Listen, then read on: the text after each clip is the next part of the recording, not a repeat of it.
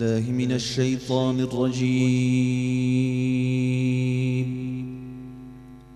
بسم الله الرحمن الرحيم.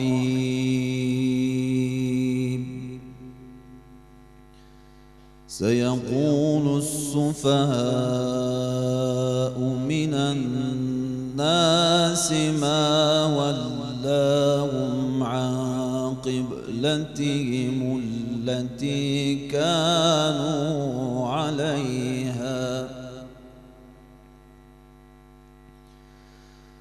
قل لله المشرق والمغرب يهدي من يشاء إلى صراط مستقيم.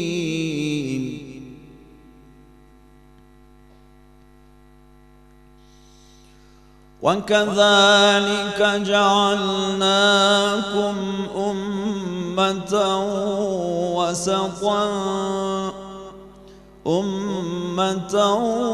وسطا لتكونوا شهداء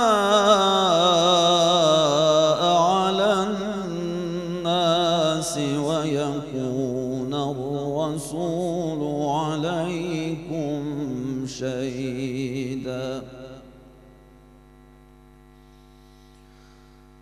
وما جعلنا القبلة التي كنت عليها إلا لنعلم من يتبع الرسول ممن ينقلب على عقبيه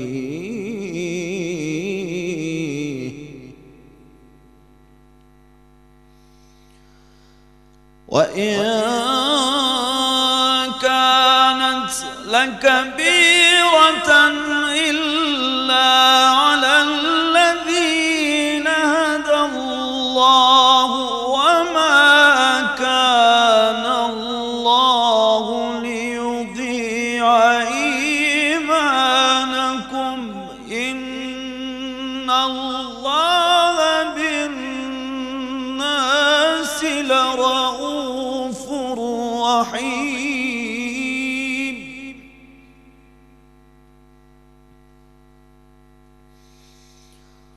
قد نرى تقلب وجهك في السماء فلنولينك قبلة ترضاها فول وجهك شطر المسجد الحرام وحيث ما كنتم فولوا وجوهكم شطره وإن الذين أوتوا الكتاب ليعلمون أنه الحق من ربهم وما الله بغافل عما يعملون. صدق الله العظيم.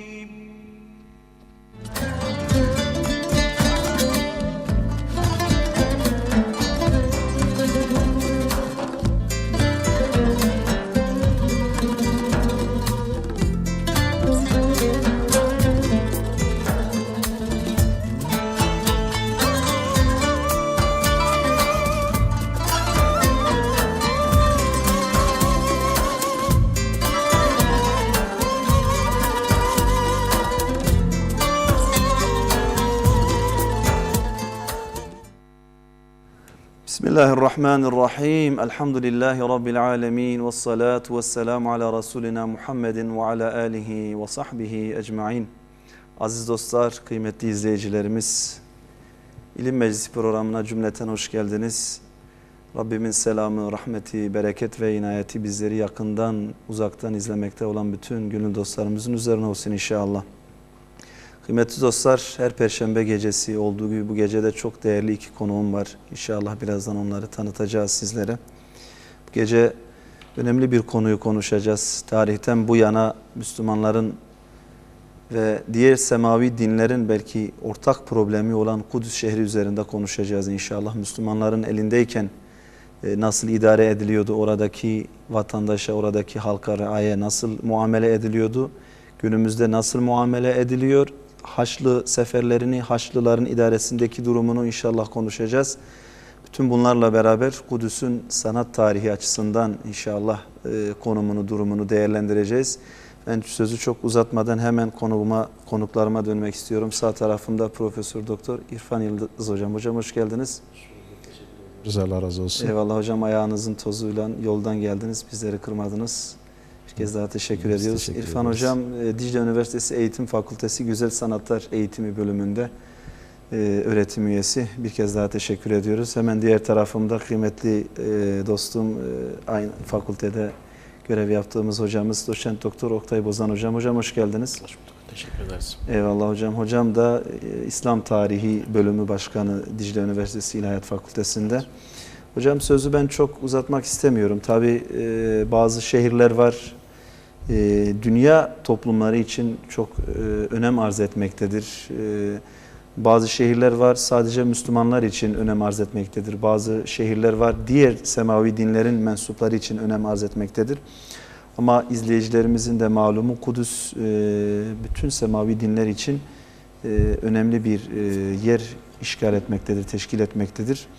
Dilerseniz hocam Kudüs'ün şöyle bir genel bir önemine değinelim. Kudüs nedir? Kimler için neyi ifade ediyor? Evet. Buyurun hocam. Bahsettiğiniz üzere yeryüzünde yüzlerce, binlerce kentten bahsedebiliriz. Evet. Bu kentler içerisinde hakikaten üç temel din, üç ilahi din tarafından kutsal kabul edilen bir şehir var ki bu da Kudüs'tür. Dolayısıyla Kudüs'ün gerçekten sadece Müslümanlar açısından değil, Hristiyanlara ve Yahudiler açısından da önemli olduğunu, tarihsel izler bulduklarını, bunlar üzerinden kendilerini tanımladıklarını görüyoruz. Tabii hangi din mensubu Kudüs'le ilgili kendisini nasıl ifade ediyor diye baktığımızda şunu söyleyebiliriz. Bir kere Kudüs öncelikle Müslümanlar açısından bakıldığı zaman İsra suresinde ifadesini bulan bir mekana tekabül etmiş oluyor.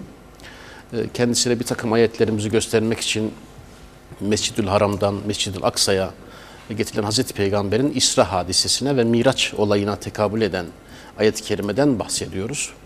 Bu ayet-i kerimenin tefsirine baktığımız zaman Hazreti Peygamber'in Mescid-ül Haram'dan Mescid-ül Aksa'ya geldiğini, oradaki peygamberlere namaz kıldırdığını görüyoruz ve buradan da miraca yükseldiğini görüyoruz. Dolayısıyla bu açıdan bakıldığı zaman Kudüs Müslümanlar için bir miraç basamağı diyebiliriz. Böyle bir önemi söz konusu. Bunun yanı sıra aslında Hazreti Peygamber'in burada diğer peygamberlere namaz kıldırması denmesi aynı zamanda Hazreti Peygamber'in müntesiplerinin yani Müslümanların da burayı fethedeceği, burayı ele geçireceği, burayı idare edeceği gibi şeklinde de bir anlam ifade edildiğini söyleyebiliriz. Bunun yanı sıra tabii ki aynı zamanda yaklaşık olarak 16-17 ay gibi bir sürenin Müslümanların ilk kıblesi olduğunu söyleyebiliriz.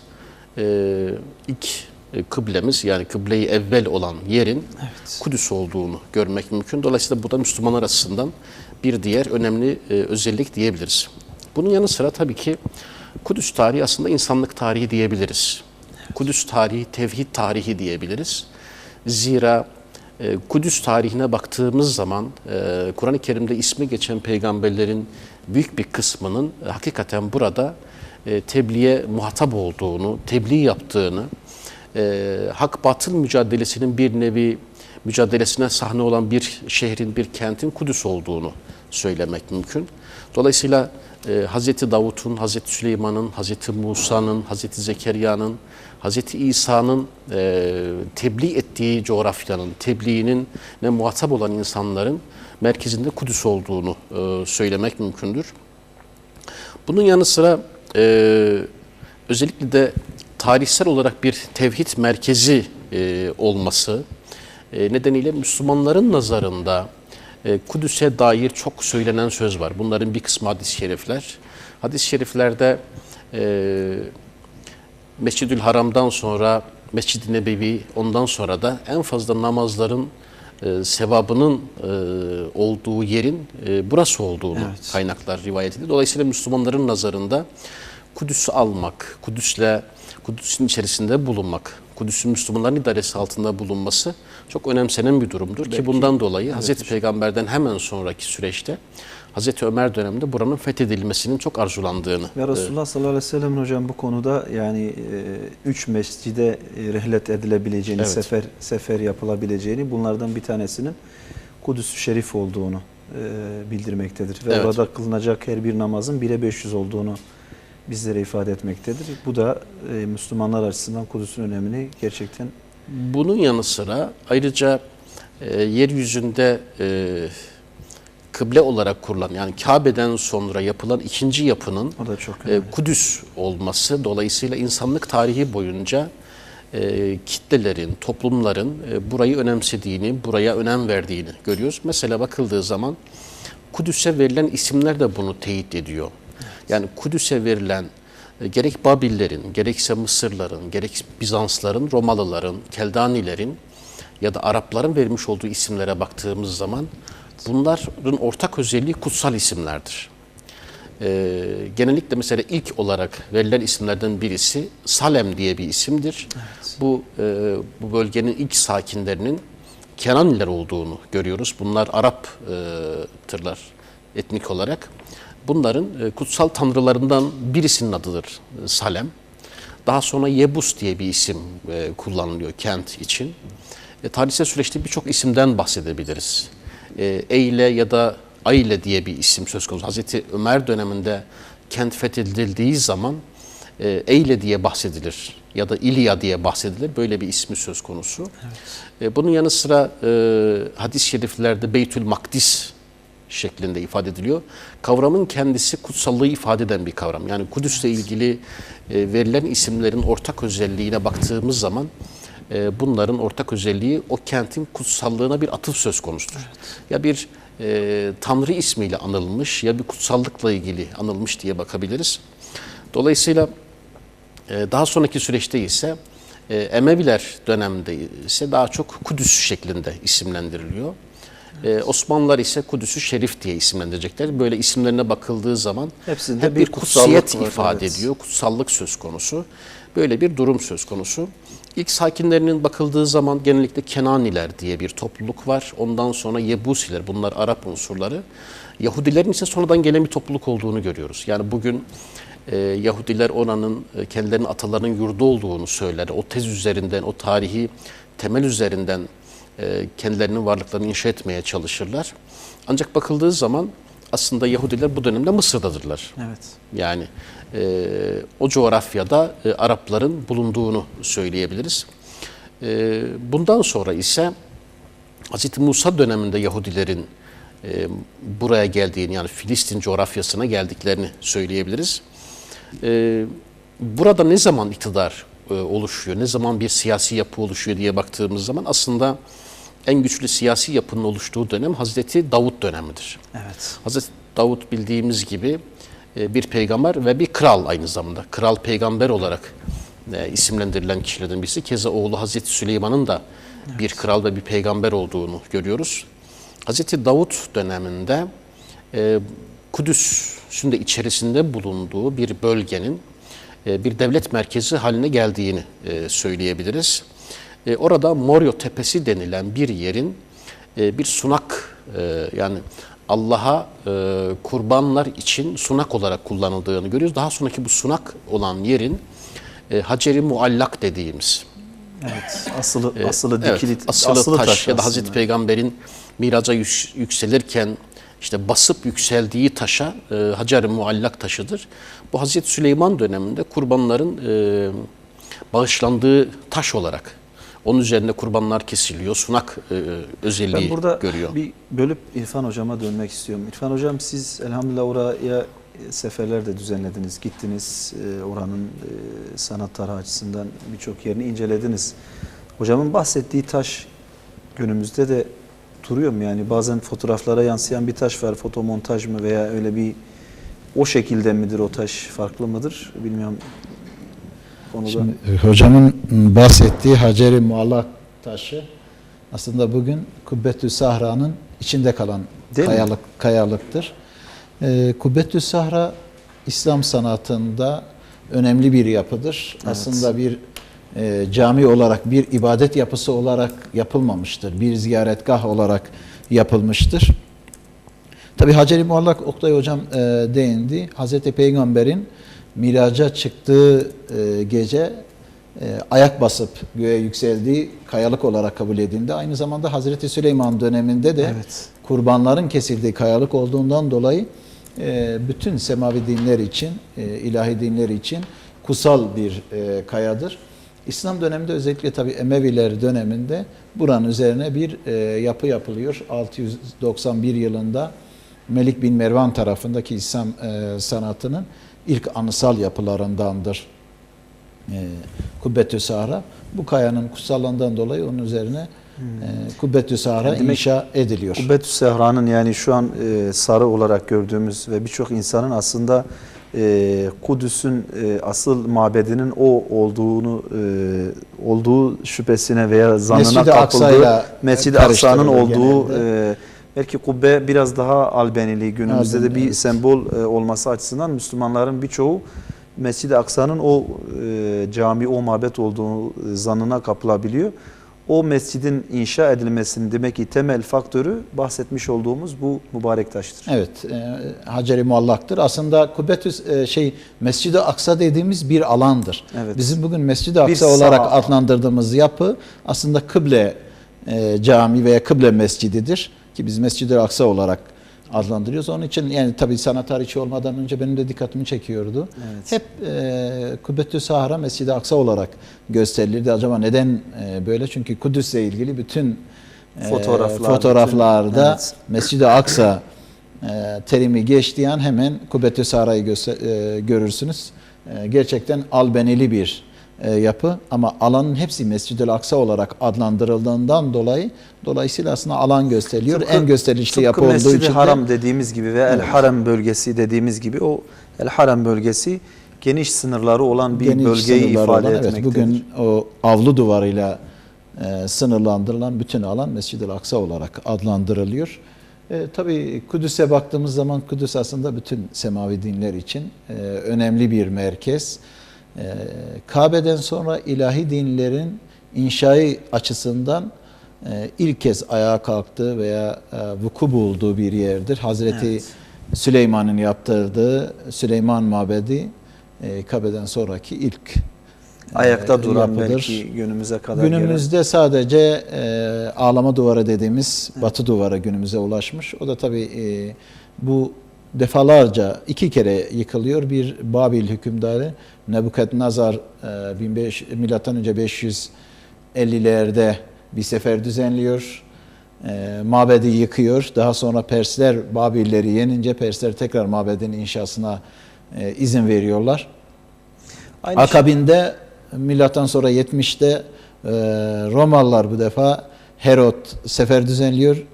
İnşa edilen ikinci tapınağı da o yıkıyor. Hadrianus döneminde tekrar bir yine Roma imparatorudur. Özellikle annesi biraz Yahudilere muhabbet besliyor.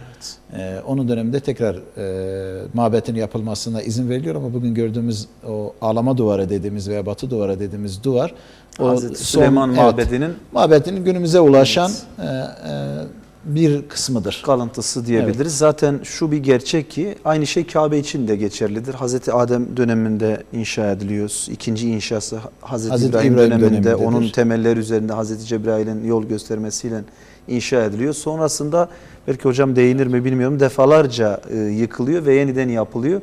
Ama şunu biliyoruz ki ilk temelleri üzerinde, yani kalıntı da olsa, yeni binalar olsa da aynı şey Kudüs'teki bölümler için de geçerlidir. Mescitler için de geçerlidir. Programın ileriki saatlerinde Mescid-i Aksa hakkında da bilgi vereceğiz. İnşallah. Kıble Mescidi dediğimiz veya Kubbetü Sahra hakkında kısaca verdik. Şimdi bugünkü Mescid-i Aksa, özellikle bugün siz Kudüs'e gittiğiniz zaman Mescid-i Aksa'nın etrafında, tabii benim Mescid-i Aksa dedim, aslında Kıble Mescidi olarak adlandırdığımız, halk arasında Mescid-i Aksa olarak bilindiğinden dolayı biz Mescid-i Aksa ismini kullanacağız. Etrafında yoğun bir kazı faaliyetlerini görürsünüz. Evet. Bu kimin tarafından gerçekleşiyor hocam? Yahudiler tarafında yapılıyor. İsrail Devleti tarafından resmi olarak bir de yapılıyor. Temel sebep şudur. Onlar diyor ki aslında mabet Mescid-i Aksa'nın bulunduğu yerdeydi ilk mabet. Daha sonra işte yıkıldıktan sonra ikinci mabetten sonra da tekrar ikinci mabet de yıkılınca bunun yerine Mescid-i Aksa inşa edildi.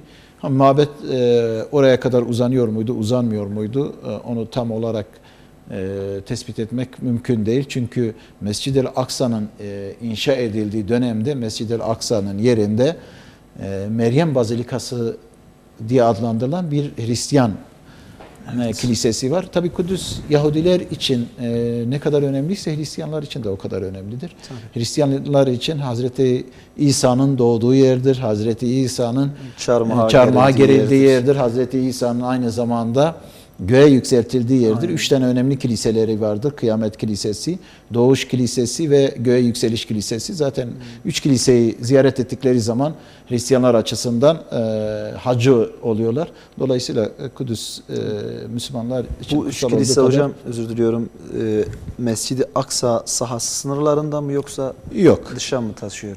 Biri Mescid-i Aksa'ya yakındır. Diğer ikisi farklı yerlerde. Çok enteresan bir şehir gerçekten Kudüs. Yani çok kozmopolit bir yapıya sahip. İçinde kutsal. Hazreti Ömer'den bu yana Selahaddin döneminde, Osmanlılar döneminde Müslümanların çok ve diğer semavi dinlere mensup olan vatandaşların çok sulh-u selamet içerisinde yaşadığını biliyoruz. Evet. Ama maalesef bugünse bir despotizmle karşı karşıyayız. Bir baskı ve yıldırmayla karşı karşıyayız.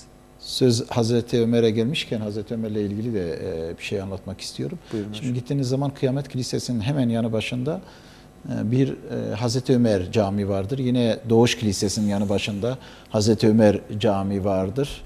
Kaynaklarda da geçiyor. Hazreti Ömer Kudüs'e gittiği zaman, Kudüs'ü fethettiği zaman özellikle Kıyamet Kilisesi'nin papası diyor ki namaz vaktidir diyor. Buyurun kilisede namaz kılın. Hazreti Ömer diyor ki ben kilisede namaz kıldığım zaman buradaki kiliselerin hepsi camiye çevriliyor. Onun için hemen kilisenin yanı başında bir yerde namaz kılmıştır. Kilisenin hemen yanında avlusuna bitişik şu anda Hazreti Ömer namaz kıldığı yerde Hazreti Ömer Mescidi inşa edilmiş. Dolayısıyla Hazreti Ömer Kudüs'ü fethederken de özellikle bu konuda bu hassasiyeti göz önünde bulundurmuş ve gerçekten yani birileri belki şöyle yorumlayabilir. Sırf kilise olduğu için Hazreti Ömer orada namaz kılmamıştır zannına kapılabilir. Ama dediğiniz şey çok mantıklı ve ondan da o şekilde rivayet ediliyor. Hakikaten yani diğer unsurlara ne kadar hassasiyet gösterdiğimizin bir göstergesi ki fetihlerden sonra zaten insanlar sevgiyle, muhabbet diliyle fevç fevç, akın akın İslam dinini zaten seçiyorlar. Bunun en güzel örnekleri Endülüs'tür. Örneklerinden bir tanesi Kudüs'tür, Şam'dır, Dimeşk bölgesi dediğimiz. Bunlar hepsi İslam tarihi açısından yani hem Hristiyanların hem Yahudilerin farklı etnik unsurların bir arada yaşadığı kozmopolit şehirlerdir. İslam tarihi açısından da çok önemlidir. Hocam sizi biraz böldük ama bu arada belki düşünme fırsatınız da olmuştur. Daha güzel şeyler aktarırsınız bizlere. Evet. Buyurun hocam.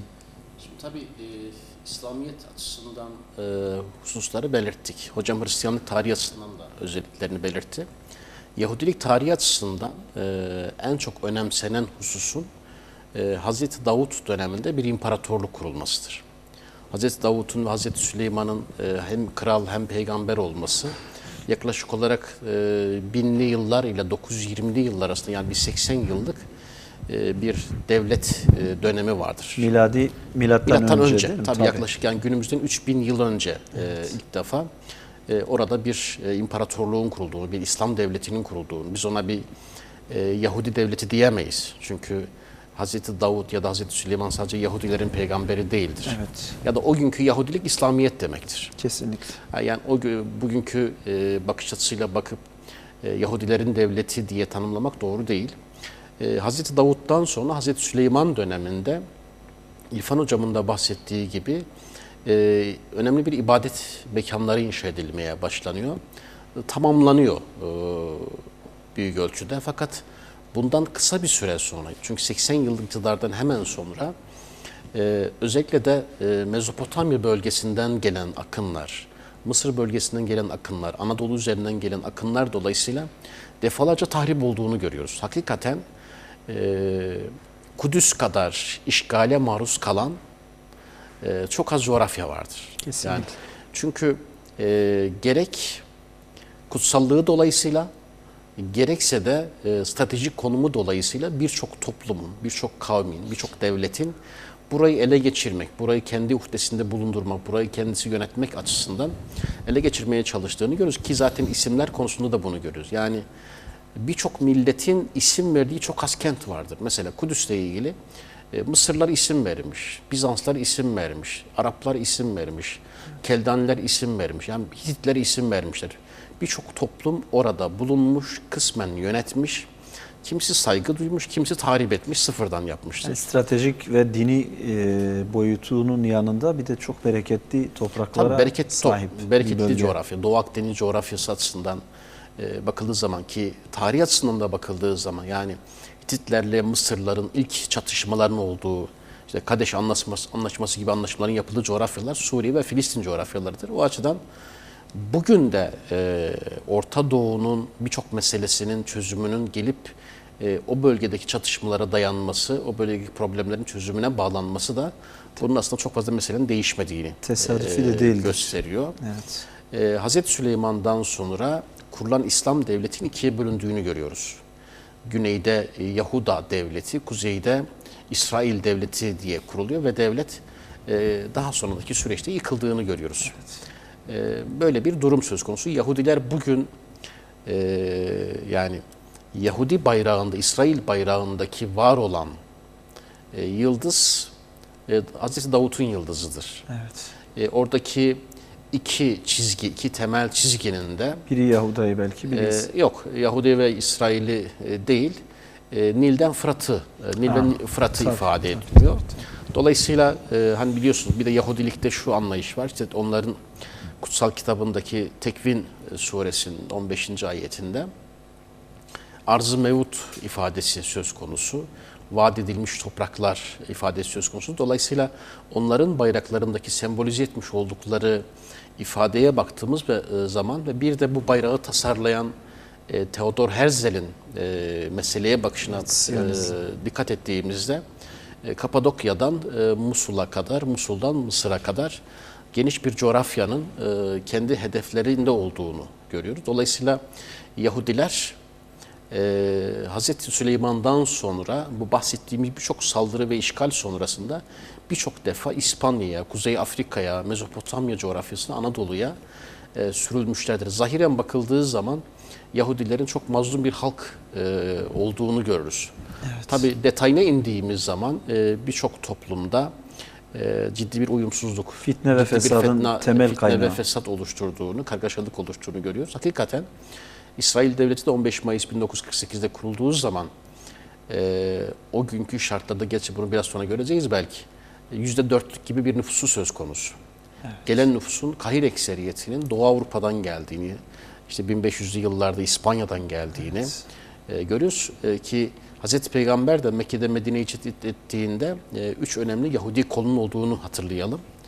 Beni Kaynuka, Beni Kureyza ve Beni Nadir gibi kabilelerin olduğunu hatırlayalım.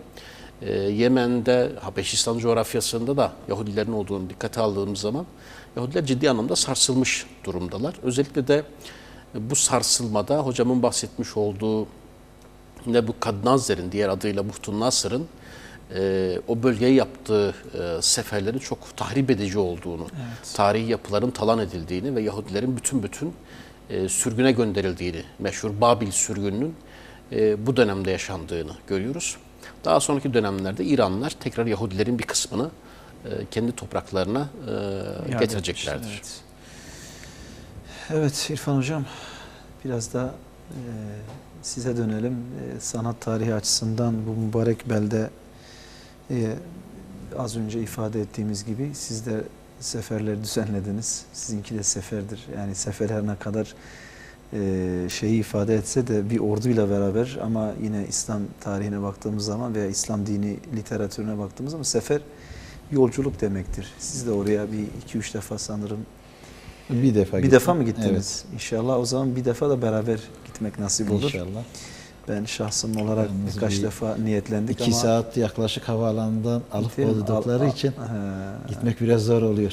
Valla yani imkan olursa insan Ama bütün gideceğiz Müslümanların bizim, Müslümanların orayı mutlaka ziyaret Ziyaret etmesi etmesi gerekiyor. gerekiyor. Çünkü Resulullah'ın emri var, tavsiyesi var bu konuda.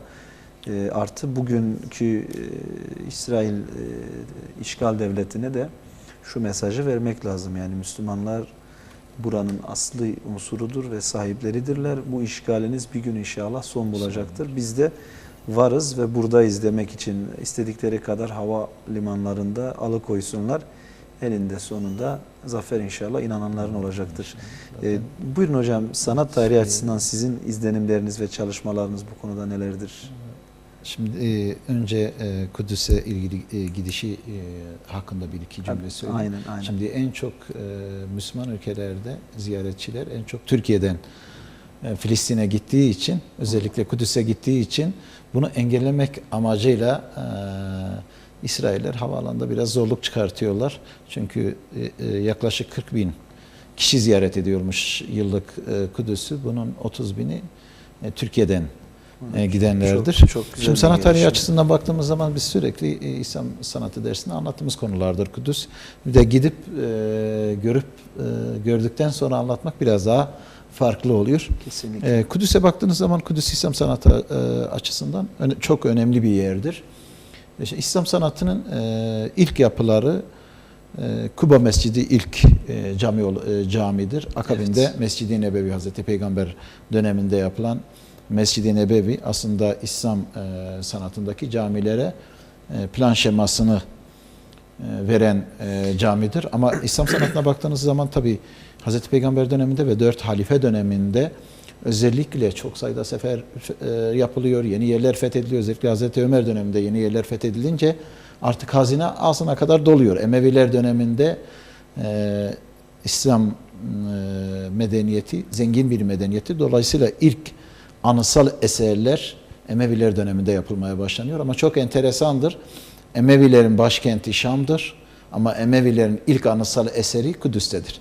Bu biraz önce anlattığımız Kubbetü Sahra'dır. Evet. 691 yılında. Kubbetü Sahra günümüzdeki önemli özelliklerinden biri zaten süslemeleriyle önemli bir yapıdır. İlk yani günümüze ulaşan mimari eserler üzerindeki en eski İslam medeniyetine ait en eski eser Kubbetü Sahra'da bulunmaktadır. Kaç tarihi hocam? 691. Çok güzel. Abdülmelik bin Mervan. İkinci yapı orada Galiba yapılan hemen olmuş mesela, akabinde. hocama katkı yapmak için yapayım. 7 yıl Mısır'ın 7 yıllık geliriyle yapılmış bir yapı. Hatta yapı tamamlanınca da o bahsettiğimiz hani sarı kubbesinin sarı renk olmasıyla ilgili de bir belki hocam aktarabilir. İnşaat tamamlandıktan sonra, yapı tamamlandıktan sonra 100.000 dinarın arttığını görüyor. Subhanallah. Abdülmelik bin Mervan. Evet. Diyor ki bu parayı işçilere dağıtalım, ustalar başta olmak üzere dağıtalım diyor. İslam tarihi kaynaklarında aynen şöyle izah ediliyor. Oradaki ustalar diyor ki ya emir-el müminin biz bu yapıyı inşa etmek için eşlerimizin altınlarını bozdurup bu işe katkı sunmaya çalıştık. Oysa siz bize bu paraları geri vermek istiyorsunuz. Kabul etmiyorlar. Bunun üzerine Abdülmelik bin Mervan bu 100.000 dinarlık parayı dövdürüyor, toz haline getiriyor ve harca karıştırarak kubbesine de kullanıyor. Dolayısıyla o sarı rengin bundan aldığını rivayeti bizim İslam tarihi kaynaklarımıza geçiyor. Altına benziyor mu? Siz Evet, canlı gördünüz. bizim şu andaki şey de öyle, eskiden de öyle. Boya değil mi hocam? Yok. Onun zaten ilk yapılışından beri de şey öyledir. Tabii zengin bir medeniyet çok önemli bir yerde bir yapı yapıyor. Bu yapının da özellikle mozaik süslemeleri çok muazzamdır. Yani bir Şam Emeviye'de benzer vardır ama o kadar kaliteli değildir. Evet. Helenistik ve Bizans sanatından etkilenmiştir mozaik süslemeleri. Zaten ustalar muhtemelen Yabancı. yine yabancı. Yani şöyle iki çeşit usta çalıştırılıyor. Bir İslamiyet'i kabul etmiş ustalar, bir de gayrimüslim de olabiliyor. Beden temizliğine dikkat ettikten sonra herhangi bir problem yok. Yani muhtemelen hem Müslüman olan ustalar, daha önce işte Bizanslar için yapı yapan ustalar, hem de aynı zamanda gayrimüslim olan ustalar çalıştı. Çünkü Hicaz ve Orta Doğu şartlarını düşündüğümüz zaman, yani Arap toplumu, özellikle İslam toplumu, yeni İslam toplumunun hani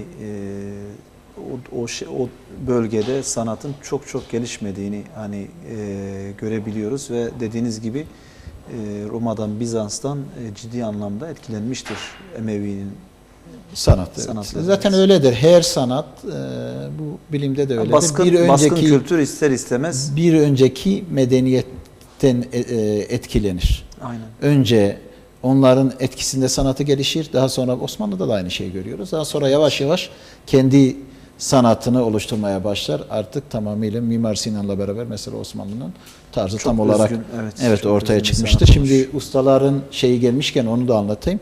İkinci önemli yapı Mescid-i Aksa'dır. Mescid-i Aksa Emeviler döneminde özellikle 4 yapı eski işte anlattığımız Bizans sanatın plan şemalarından etkilenerek yapılan yapılardır. Bunlar hangileridir? Birincisi Mescid-i Aksa'dır. Evet. İkincisi Şam Emeviye'dir. Bir diğeri Diyarbakır Ulu Cami'dir. Diğeri de Haran'dır ki başkent daha sonra Haran'a getirildiği için Haran'da yapılan camidir. Bu camilerde neyi görüyoruz? Bu camilerde tabi Diyarbakır Ulu Cami'de süsleme olarak Roma etkisi azdır ama planda var. Bir önceki yapıların etkisini görüyoruz. Mesela nasıldır? Bariz olarak şu şekildedir. Şimdi genel itibariyle Hristiyan kilise plan şemalarına baktığınız zaman bazilikal planlı kiliselerde özellikle orta nef geniş ve yüksek tutulur, vurgulanır. Çünkü din adamının durduğu yerdir, ayinin yönetildiği yerdir. Aynı şeyi hem Mescid-i Aksa'da görüyoruz, hem Diyarbakır Ulu Cami'de görüyoruz. Diyarbakır Ulu Cami'nin o orta kısmı özellikle geniş ve Şam Eviye'de geniş ve yüksek tutulmuş. Şimdi vatandaşlar genelde şunu der ki işte bu kiliseden kalan bölümdür. Hayır, kilisede kalan bölüm değil ama kiliseden etkilenen bölümdür. Şimdi usta Müslüman olmuştur ama bir ustayı düşünün, diyelim ki Diyarbakır Ulu Camii veya Şam Emeviye'yi inşa ettiği zaman 60 yaşında bir ustadır. İşte 40 yıl boyunca Hristiyanlık sanatında çalışmış. Ondan sonra son 10 yılında İslam medeniyeti için çalışıyor. Ne yapmış?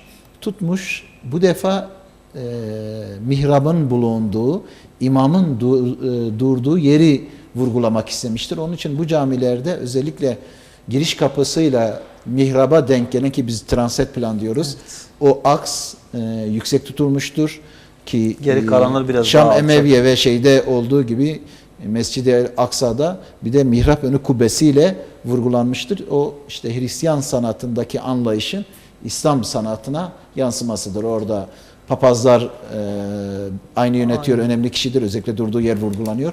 Burada da aynı şey, imamın durduğu yer, yani biz onlara zaten mihrap önü kubbesi diyoruz. Evet. Mihrabın bulunduğu yer vurgulanmıştır. Hocam dilerseniz kısa bir ara verelim. Konu çok güzel. Hakikaten bölmek istemiyorum. Benim de çok ilgimi çekti. Hiç duymadığım bazı şeyler duydum. Güzel oldu. Ara verelim. Aranın ardından tekrar devam edeceğiz. Aziz dostlar, çok kısa bir aranın ardından tekrar huzurlarınızdayız.